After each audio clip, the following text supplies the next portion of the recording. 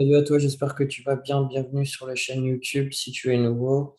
Aujourd'hui, on va parler du Bitcoin et de cette journée du 17 février. Donc, comme vous pouvez le voir, tout est dans le rouge. Donc, on a subi une baisse assez conséquente quand même. Voilà, donc le Bitcoin de 7%, l'Ethereum quasiment de 9%. Donc, la dominance du Bitcoin qui est seulement de 33% aussi.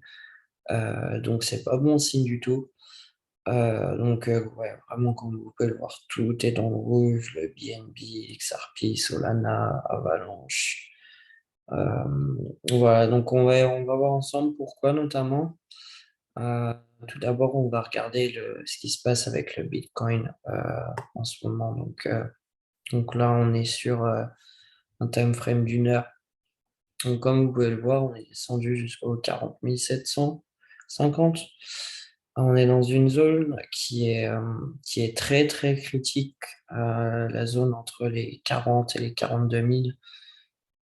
Donc beaucoup de volatilité. Si nous cassons cette zone des 40 000, ça pourrait être très très dangereux, sachant que théoriquement entre les 40 et les 42 000, on a beaucoup de support. Donc voilà, pour le Bitcoin, on va parler de ce qui se passe en Ukraine et en Russie. Donc il y a un conflit entre ces deux pays, comme vous pouvez le voir. Donc la Russie et l'Ukraine, en fait, ils s'accusent mutuellement donc, de bombardement. Et en fait, le monde est très très sceptique sur ce que Vladimir Poutine compte faire. Et apparemment, il aurait retiré des troupes, mais les États-Unis en fait disent que non, qu'il y a toujours des troupes à la frontière ukrainienne.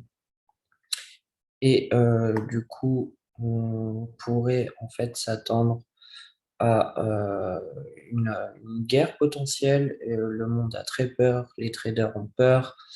Donc voilà, quand il y a de la peur, il y a de la vente. C'est aussi simple que ça.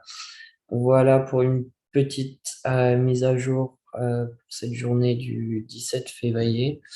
Je vous souhaite une bonne journée et on se voit pour une prochaine vidéo. Ciao.